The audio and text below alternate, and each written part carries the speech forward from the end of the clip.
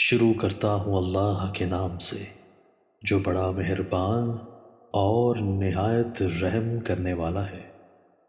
حضرت عبد الرحمن بن یزید نے فرمایا، ایک دن لوگوں نے حضرت عبداللہ بن مسعود رضی اللہ عنہ پر کسی مسئلے کے فیصلے کے بارے میں بہت زور دیا، تو حضرت عبداللہ بن مسعود رضی اللہ عنہ نے فرمایا، ایک وقت تھا کہ ہم فیصلے نہیں کیا کرتے تھے اور نہ ہمارا یہ مقام تھا، پھر اللہ تعالیٰ نے ہمارے لیے مقدر فرمایا کہ ہم اس مرتبے کو پہنچ گئے ہیں جو تم دیکھ رہے ہو۔ آج کے بعد جس کے پاس کوئی فیصلہ آئے تو وہ اللہ تعالیٰ کی کتاب کے حکم کے مطابق فیصلہ کرے۔ اگر کوئی ایسا مسئلہ درپیش ہو جس کے بارے میں اللہ تعالیٰ کی کتاب میں کوئی حکم ذکر نہیں،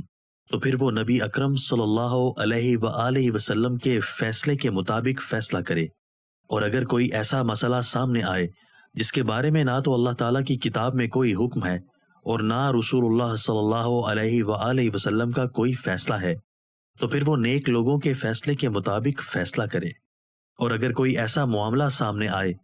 جس کے بارے میں نہ تو اللہ تعالیٰ کی کتاب میں کوئی حکم ہے اور نہ رسول اللہ صلی اللہ علیہ وآلہ وسلم نے کوئی فیصلہ فرمایا ہو اور نہ سلف صالحین نے کوئی فیصلہ کیا ہو، تو وہ اپنی رائے کے ساتھ حق بات تک پہنچنے کی کوشش کرے۔ یہ نہ کہے کہ مجھے فتویٰ دیتے ہوئے ڈر لگتا ہے اور میں خطرہ محسوس کرتا ہوں، اس لیے کہ حلال کا حکم واضح ہے اور حرام کا بھی۔ درمیان میں کچھ چیزیں مشتبہ ہیں، تو ان کے بارے میں اصول یہ ہے کہ